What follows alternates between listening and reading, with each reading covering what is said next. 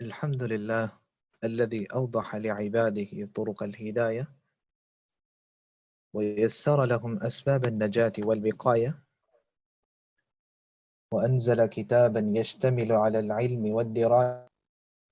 أشهد أن لا إله إلا الله وأشهد أن محمدا عبده ورسوله الذي أيد الله به الدين ونصره بالحماية، صلى الله عليه وعلى آله وأصحابه ومن تبعهم إلى يوم القيامة. أما بعد، فأعوذ بالله من الشيطان الرجيم. بسم الله الرحمن الرحيم. قد أفلح المؤمنون الذين هم في صلاتهم خاشعون. اللہ رب العزت کا انسان پر سب سے اہم اور سب سے بڑا حق یہ ہے کہ انسان نماز کا پابند بن جائے۔ انسانی زندگی نشیب و فراز کا نام ہے، کبھی خوشی ہے تو کبھی غم ہے، کبھی بہار ہے تو کبھی خزاں ہے، لیکن بندہ مومن کی زندگی میں بیلنس رکھنے کے لیے اور اس کے خالق و مالک کے ساتھ تعلق کو مضبوط کرنے کے لیے اللہ رب العزت نے ہمیں نماز کا تحفہ دیا ہے۔ وہ انسان دنیاوی پریشانیوں اور دکھوں میں کبھی نا امید نہیں ہوتا جو نماز کا پابند ہوتا ہے، کیونکہ اسے یقین ہوتا ہے کہ یہ میری آزمائش اور ابتلا ہے اور میرا رب اس پریشانی اور دکھ کو جلد دور کر دے گا۔ اس لیے شیطان کی سب سے پہلی کوشش ہوتی ہی یہ ہے کہ وہ مسلمان کو نماز سے دور کر دے، کیونکہ نماز اللہ کی اطاعت کے تمام کاموں میں سب سے افضل عمل ہے۔ لیکن جب بندہ شیطان کی تمام کوششوں کو ناکام بنا کر اللہ کے نزدیک سب سے محبوب عمل نماز کو شروع کر دیتا ہے، تو پھر شیطان کی کوشش یہ ہوتی ہے کہ انسان کو نماز کی روح یعنی خشوع خضوع سے محروم کر دے اور نماز میں دنیاوی امور یاد دلا کر نماز کی روح سے غافل کر دیں۔ نماز یہ دو چیزوں سے مرکب ہے، قیام قرآن مجید کی تلاوت ہے، رکوع سجود اور قعدہ، یہ سب نماز کا جسم ہے۔ اور نماز کی روح کیا ہے؟ خشوع خضوع۔ جس طرح جسم بغیر روح کے بے فائدہ اور بے حیثیت ہوتا ہے، اسی طرح نماز بغیر خشوع کے بے فائدہ اور بے حیثیت ہوتی ہے۔ اس لیے ضروری ہے کہ نماز کو اس طرح ادا کیا جائے کہ جسم کے تمام اعضاء کی یکسوئی کے ساتھ دل کی یکسوئی بھی ہو۔ جسم کے اعضاء کی یکسوئی یہ ہے کہ انسان نماز میں ادھر ادھر نہ دیکھے، بالوں اور کپڑوں کو سنوارنے میں نہ لگا رہے، بلکہ خوف، خشیت اور عاجزی کی ایسی کیفیت طاری کر لے جیسے عام طور پر بادشاہ کے سامنے کی جاتی ہے۔ دل کی یکسوئی کیا ہے؟ کہ نماز کی حالت میں ارادتاً خیالات اور وسوسوں سے دل کو محفوظ رکھا جائے اور اللہ کی عظمت و جلال کا نقش اپنے دل پر بٹھائے رکھنے کی کوشش کرنا، یہ دل کی یکسوئی ہے۔ اگر مسلمان کی نماز یکسوئی اور خشوع خضوع سے خالی ہو جائے تو اس کی پڑھی ہوئی نماز بھی اللہ کی بارگاہ میں قبول نہیں ہوتی بلکہ مردود کہلاتی ہے۔ نبی اکرم صلی اللہ علیہ وسلم کا فرمان ہے، ان الرجل ليصلي 60 سنة وما تقبل له صلاة ولعله يتم الركوع ولا يتم السجود ويتم السجود ولا يتم الركوع۔ قیامت کا دن ہوگا، ایک انسان اللہ کے دربار میں آئے گا، وہ 60 سال تک نماز پڑھتا رہا ہوگا، وما تقبل له صلاة، لیکن اس کی ایک بھی نماز اللہ کی بارگاہ میں قبول نہیں ہوئی ہوگی۔ اس سے بڑا خسارہ کیا ہو سکتا ہے کہ انسان عمل بھی کرے لیکن عمل کی جزا نہ ملے۔ وجہ کیا بنی؟ وَلَعَلَّهُ يَتِمُّ الرُّكُوعَ وَلَا يَتِمُّ السُّجُودُ، کبھی رکوع مکمل ہوتا تو سجدہ مکمل نہ ہوتا، کبھی سجدہ مکمل ہوتا تو رکوع مکمل نہ ہوتا۔ نماز میں توجہ اور یکسوئی ہوتی ہی نہ، ہوتا نماز میں لیکن دل کہیں اور ہوتا تھا۔ اس لیے آپ صلی اللہ علیہ وسلم نے فرمایا تھا، میری امت میں سب سے پہلے اللہ جس چیز کو اٹھائیں گے، اول ما رفع من امتی الخشوع حتی لا ترا فیہا خاشعا، میری امت سے اللہ رب العزت سب سے پہلے خشوع کو اٹھائیں گے، نمازوں میں خشوع، یکسوئی، توجہ ختم ہو جائے گی۔ حتی لا ترا فیہا خاشعا، تمہیں مسلمانوں میں ایک بھی انسان نظر نہیں آئے گا جو مکمل خشوع سے نماز پڑھتا ہوگا۔ اور آپ صلی اللہ علیہ وسلم کا یہ فرمان اقدس سمجھنے کی ضرورت ہے، ان الرجل لینصرف وما كتب له الا 10 صلات 9 ثمنها 7 سدسها خمسها ونصفها، ایک ہی مسجد کے اندر ایک ہی امام کے پیچھے اور ایک ہی صف میں نماز پڑھنے والوں کو برابر کا ثواب نہیں ملتا۔ کسی کو نماز کے 10ویں حصے کا ثواب ملتا ہے، کسی کو 9ویں حصے کا، کسی کو 8ویں کا، کسی کو 7ویں کا۔ یہ فرق کیوں کیا جا رہا ہے؟ یہ فرق نماز میں خشوع کے اعتبار سے ہوتا ہے۔ جس کا خشوع، جس کی یکسوئی، جس کی توجہ زیادہ ہوتی ہے، اللہ اس کو مکمل نماز کا ثواب عطا فرماتے ہیں، اور جس کا خشوع جتنا کم ہوتا ہے اتنا ہی کم ثواب دیا جاتا ہے۔ اس لیے ابن قیم رحمۃ اللہ علیہ کہتے تھے، صلاۃ بلا خضوع وحضور قلب کبدن میت لا روح فی، ایسی نماز جس کے اندر خشوع، خضوع، یکسوئی نہ ہو اور دل کی توجہ نہ ہو، وہ ایسے ہی ہے جیسے مردہ جسم ہے، اس کا کوئی فائدہ نہیں ہوتا۔ اسی طرح اس پڑھی ہوئی نماز کا بھی انسان کو کوئی فائدہ نہیں ہوتا۔ اور سلف تو کہا کرتے تھے، لیس للمرء من صلاته الا ما عقل منها، انسان کو اس کی پڑھی ہوئی جتنی نماز میں توجہ ہوتی ہے، جتنے وہ رکوع، جتنے وہ سجدے توجہ سے کرتا ہے، اتنے رکوع اور سجدوں کو سے ثواب ملتا ہے، باقی نماز کا سے ثواب نہیں ملتا۔ ہم اپنی نمازوں میں کیسے خشوع پیدا کر سکتے ہیں؟ ابو ایوب انصاری رضی اللہ تعالیٰ عنہ کو اللہ کے رسول صلی اللہ علیہ وسلم نے نصیحت کی تھی، اذا قمت فی صلاتک فصل صلاة المودع، نماز میں خشوع، توجہ پیدا کرنا چاہتے ہو تو نبی کریم صلی اللہ علیہ وسلم کی اس نصیحت کو دل میں جگہ دیجیے، اذا قمت فی صلاتک فصل صلاة المودع، جب تم نماز پڑھنے لگو تو یہ سوچ کر نماز پڑھو شاید یہ میری زندگی کی آخری نماز نہ ہو۔ یہ کیفیت جب انسان پہ طاری ہو جائے پھر اس کی نماز میں کہیں اور کبھی توجہ نہیں جاتی۔ نماز کو شروع کرنے سے پہلے 5 کاموں کا خیال رکھنا چاہیے۔ فائدہ کیا ملتا ہے کہ انسان دلی طور پر نماز کے لیے تیار ہو جاتا ہے، اور پھر جب وہ نماز ادا کرتا ہے تو اس کی مکمل یکسوئی ہوتی ہے۔ سب سے پہلی بات، جب مؤذن کی آواز کان میں پڑے تو دنیاوی مشغولیات کو ترک کر دینا چاہیے اور اپنے آپ کو نماز کے لیے تیار کرنا چاہیے۔ اسی لیے آپ صلی اللہ علیہ وسلم نے کتنی فضیلت بیان کی ہے، جو مؤذن کی آواز سنتا ہے اور اس کے ہر کلمے کو ساتھ دہراتا ہے، مؤذن کہتا ہے اللہ اکبر تو یہ بھی ساتھ دہراتا ہے، حتیٰ کہ لا الہ الا اللہ تک یہ ساتھ ساتھ دہراتا رہتا ہے، سوائے حی علی الصلاۃ اور حی علی الفلاح کے، کہ وہاں لا حول ولا قوت الا باللہ کے الفاظ کہتا ہے۔ تو آپ صلی اللہ علیہ وسلم نے فرمایا، دخل الجنہ، ایسا کرنے والا انسان جنت میں داخل ہوگا۔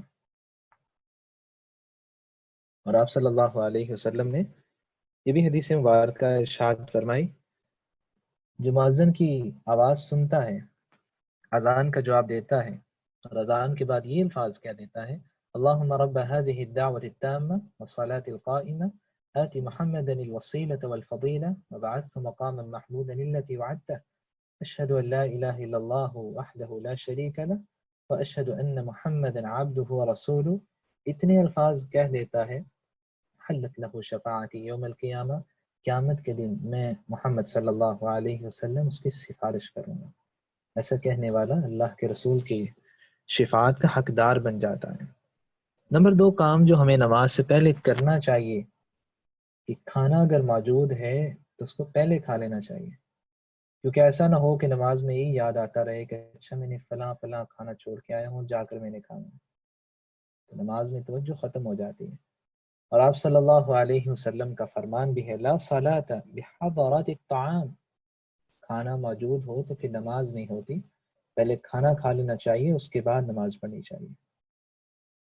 تین بات، نماز کے لیے اچھے لباس اور خوبصورت لباس کا اہتمام کرنا چاہیے، اس سے انسان دلی طور پر نماز کے لیے تیار ہو جاتا ہے۔ اور اللہ رب العزت کا فرمان بھی ہے یا بنی آدم خذوا زینتکم عند کل مسجد ای کل صلاۃ، اے بنی آدم ہر نماز کے وقت زیب و زینت اختیار کیا کرو، ان اللہ جمیل یحب الجمال، لوگوں کے لیے تو بہت خوبصورتی اور اچھا لباس پہن لیتا ہے، مزہ تب ہے کہ وہ اپنے خالق کے لیے بھی ایسا کیا کرے، کیونکہ اللہ خوبصورت ہے اور خوبصورتی پسند کرتے ہیں۔ نمبر 4 بات، نماز سے پہلے ہر اس کام کو نپٹا لینا چاہیے جو انسان کو نماز میں اللہ کی یاد سے غافل کرتے ہیں۔ اور نمبر 5، کوشش کرنی چاہیے کہ شور و غل میں نماز ادا نہیں کرنی چاہیے، کیونکہ انسان جب شور و غل میں نماز پڑھتا ہے تو اس کی نماز میں بالکل توجہ نہیں ہوتی، وہ نماز میں ادھر ادھر سوچتا ہی رہتا ہے یہ شور کیوں ہو رہا ہے اور کیا وجہ ہے۔ مکمل یکسوئی تب بھی پیدا ہوتی ہے جب انسان ایسی جگہ نماز پڑھے جہاں شور و غل نہ ہو۔ نماز شروع کرنے کے بعد ایک مسلمان کو 4 چیزوں پہ توجہ مرکوز کرنی چاہیے، کیونکہ ایک مسلمان کی نماز 4 چیزوں پر مشتمل ہے، اور ہر نماز کے بعد دیکھا کریں کہ میں نے 4 کام کر لیے، اگر مکمل یکسوئی توجہ سے کر لیے ہیں تو یہی نماز کا خشوع و خضوع ہے، اور اگر ایسا نہیں ہے تو پھر سنبھلنے کی ضرورت ہے۔ وہ 4 کام کون سے ہیں جو ایک مسلمان نماز میں کرتا ہے؟ سب سے پہلی بات الثناء علی اللہ تعالی، نماز میں مسلمان اللہ کی حمد و ثنا بیان کرتا ہے۔ نماز کی ابتدا ہوتی ہے اللہ اکبر، اللہ سب سے بڑا ہے، پوری کائنات اللہ کا مقابلہ نہیں کر سکتی اگر مل بھی جائے تو۔ اس کے بعد دعا کی جاتی ہے سبحانک اللہم و بحمدک و تبارک اسمک، اللہ تیرے لیے ہی پاکی ہے، تمام تحمید اور تعریف کے کلمات تیرے لیے ہیں، و تبارک اسمک، تیرا نام کتنا بابرکت ہے، و تعالی جدک، تو کتنا بلند و بالا ہے، ولا الہ غیرک، آپ کے علاوہ کوئی معبود نہیں، اللہ کی حمد بیان کی جا رہی ہے۔ سورہ فاتحہ کی تلاوت کی جاتی ہے الحمدللہ رب العالمین، تمام اللہ کے لیے ہیں، الرحمن الرحیم، اللہ رحمان بھی ہے اور بار بار رہنے والا بھی ہے، اللہ کی حمد و ثنا بیان کی جا رہی ہے۔ رکوع میں انسان جاتا ہے تو اللہ اکبر کہتا ہے، پھر اللہ کی حمد و ثنا اور اس کی کبریائی کو بیان کرتا ہے۔ رکوع میں جا کے ہم دعا کرتے ہیں سبحانک اللہم و بحمدک ولا الہ غیرک، سبحانک اللہم ربنا و بحمدک، پھر اللہ کی حمد و ثنا بیان کی جا رہی ہے۔ سجدے میں بھی ایسا ہے، پھر انسان تشہد میں بیٹھتا ہے تو پھر بھی یہی دعا کرتا ہے التحیات للہ والصلوات والطیبات، اللہ کے لیے تمام تحمید تعریف اور بابرکت کلمات ہیں، اللہ کی حمد و ثنا بیان کی جا رہی ہے۔ تو نماز میں ہمیں سب سے پہلے یہ کوشش کرنی چاہیے کیا میں نے واقعی اللہ کی حمد و ثنا اور اس کی کبریائی کو پوری یکسوئی سے بیان کر لیا؟ اور یکسوئی کب پیدا ہوگی؟ جب انسان یہ ساتھ سوچ سوچ کر پڑھے کہ اللہ کتنے بلند و بالا ہے، اللہ کی ذات کتنی بلند ہے، اللہ نے یہ کائنات کس طرح بنائی ہے، اللہ تعالیٰ کی کائنات پہ غور کرنا، اور جو جملہ پڑھا جا رہا ہے اس کی تہ میں جاننے کی کوشش کرنا، یہ نماز کے خشوع و خضوع ہے۔ نمبر 2 بات جو نماز میں اختیار کی جاتی ہے والصلاة والسلام علی النبی الہادی، نبی کریم صلی اللہ علیہ وسلم پر درود پڑھا جاتا ہے، تشہد پہلا ہو یا آخری ہو ہم درود ابراہیمی پڑھتے ہیں، اللہم صلی علی محمد وعلی آل محمد، اے اللہ محمد اور آل محمد پر رحمتوں کا نزول فرما جس طرح اپنے ابراہیم اور آل ابراہیم پر کیا، اسی طرح اپنی برکت کی دعا کی جاتی ہے۔ اور اسی طرح تشہد چاہے پہلا ہو یا آخری ہو آپ صلی اللہ علیہ وسلم پر درود بھیجا جاتا ہے اور سلامتی کے کلمات بولے جاتے ہیں، السلام علیک ایہا النبی ورحمۃ اللہ وبرکاتہ، تو دوسرا کام یہ ہے کہ آپ صلی اللہ علیہ وسلم پر درود و سلام بھیجا جائے اور اس کو مکمل یکسوئی کے ساتھ ادا کیا جائے۔ نمبر 3 کام، وَدُعَا لِنَفْسِ، انسان نماز میں اپنے لیے دعا کرے۔ نماز کی ابتدا میں ہی دعا کرتا ہے، اللہم باعد بینی و بین خطایای کما بعدت بین المشرق والمغرب، اللہ جتنا فاصلہ مشرق و مغرب کا ہے اسی طرح میرے اور میرے گناہوں کے درمیان فاصلہ کر دے۔ اللہم نقنی من الخطایا کما ینقی الثوب الابیض من الدنس، اللہ میرے گناہوں کو دھو ڈال۔ اپنے گناہوں کی بخشش مانگتا ہے۔ رکوع میں جاتا ہے تو پھر بھی یہی دعا ہے، اللہم اغفر لی، اللہ مجھے معاف کر دے۔ 2 سجدوں کے درمیان قعدہ میں بیٹھتا ہے تو پھر بھی یہی دعا ہے، اللہم اغفر لی وارحمنی واجبرنی، اللہ مجھے معاف کر دے، میرے حال پر رحم فرما دے، واجبرنی، جتنے نقصان ہو گئے ہیں اللہ پورے کر دیں، وارفعنی، مجھے رفعت و بلندی عطا کر دے، واہدینی، مجھے ہدایت دے دے، وعافنی، ہر بیماری سے عافیت دے دے، ورزقنی، اور اپنی طرف سے رزق حلال عطا کر دے۔ انسان اپنے لیے دعا کر رہا ہے۔ تشہد میں بیٹھتا ہے تو پھر بھی اپنے لیے دعا کی جا رہی ہے، اللہم انی اعوذ بک من عذاب القبر واعوذ بک من عذاب جہنم، اللہ میں قبر کے عذاب سے تیری پناہ میں آتا ہوں، جہنم کے عذاب سے تیری پناہ میں آتا ہوں، زندگی اور موت کے شر سے تیری پناہ میں آتا ہوں، مسیح الدجال سے تیری پناہ میں آتا ہوں، اللہم انی اعوذ بک من المأثم والمغرم، اللہ میں ہر گناہ اور ہر طرح کے بوجھ سے تیری پناہ میں آتا ہوں، اللہم انی ظلمت نفسی ظلما کثیرا ولا یغفر الذنوب الا انت، اللہ میں نے اپنی جان پہ بہت زیادہ ظلم کیا ہے، آپ کے علاوہ میرے گناہوں کو کوئی معاف نہیں کر سکتا، میرے گناہوں کو معاف کر دیں۔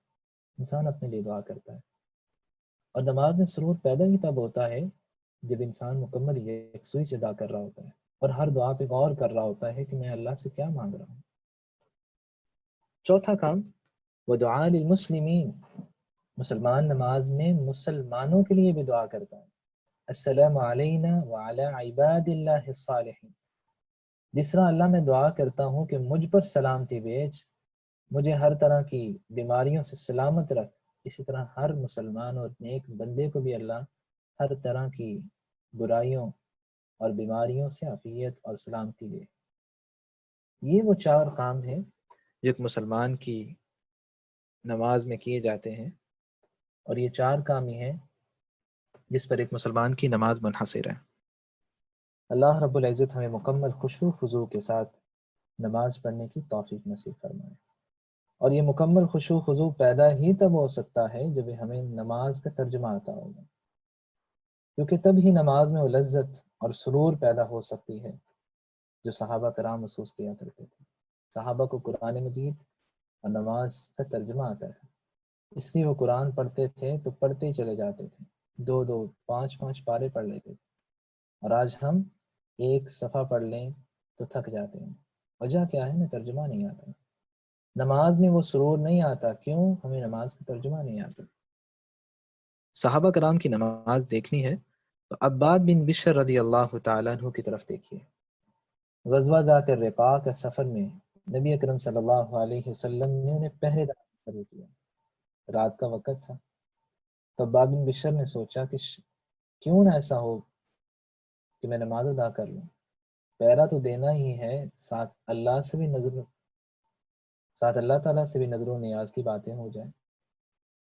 تو عباد بن بشر رضی اللہ تعالیٰ نماز شروع کرتے ہیں، ادھر دشمن پہنچ جاتا ہے، تیر مارتا ہے جو عباد بن بشر کے جسم کو چھنی کر دیتا ہے، آپ اسی طرح قرات جاری رکھتے ہیں، دشمن دوسرا تیر مارتا ہے، یہ صبر و تحمل کے پہاڑ پھر بھی بدستور تلاوت میں مشہور رہتے ہیں، جب تیسرا تیر جسم کو لگتا ہے جسم سے خون کا فوارہ نکلتا ہے، پاس ہو عمار بن یاسر رضی اللہ تعالیٰ عنہ پر گرتا ہے، وہ جاگتے ہیں، کہتے ہیں عباد الا یقظتنی اول ما رماک، جب پہلا تیر لگا تو مجھے اٹھایا کیوں نہیں؟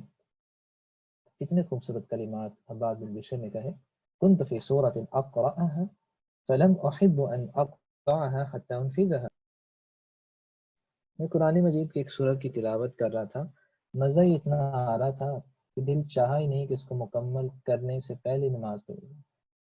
یہ صحابہ کی نماز تھی. اور امام یعقوب بن اسحاق الحضرمی جو قرات اشرا کے امام بھی ہیں، نماز میں خوف خدا کا کیا عالم ہے. کہتے نماز پڑھ رہے تھے، چور آیا اور ان کی چادر چرا کے لے گیا. نماز کے بعد پوچھتے ہیں میری چادر کدھر ہے. اگر ہم میں سے کوئی ہوتا تو نماز پڑھ رہا ہوتا اور کوئی چادر کو ہاتھ بھی لگاتا، کہتے نماز تو پھر بھی ہو جائے گی، چادر تو ہی نا بعد میں آنے، پہلے تو چادر کو دیکھنا چاہیے. جبکہ سلف نماز کے اندر ایسی یکسوئی اور خشوع رکھتے تھے، ان کو پتہ ہی نہیں ہوتا تھا کہ باہر کیا ہو رہا ہے. انبس بن عقبہ رضی اللہ تعالی عنہ، ان کی نماز کا یہ حال تھا. سجدے میں جاتے، اور آپ صلی اللہ علیہ وسلم کا فرمان بھی ہے اقرب ما یکون العبد من ربہ وهو ساجد، انسان اللہ کے نزدیک سب سے قریب اس وقت ہوتا ہے جب وہ سجدے میں ہوتا ہے. انبس بن عقبہ اتنا لمبا سجدہ کیا کرتے تھے کہ چڑیاں آ کر ان کی کمر میں بیٹھ جاتی، سمجھتی شاید کوئی پتھر پڑا ہوا ہے. امام سفیان ثوری رحمۃ اللہ علیہ حرم مکی میں نماز پڑھنے آتے ہیں، بیت اللہ کے سامنے کھڑے ہوتے ہیں، نماز شروع کرتے ہیں. سجدے میں جاتے ہیں، اتنا لمبا سجدہ کرتے ہیں. فلم یرفع حتی نودی للعشاء، مغرب کے بعد 2 رکعتیں شروع کی تھی، اتنا لمبا سجدہ کیا کہ عشاء کی اذان.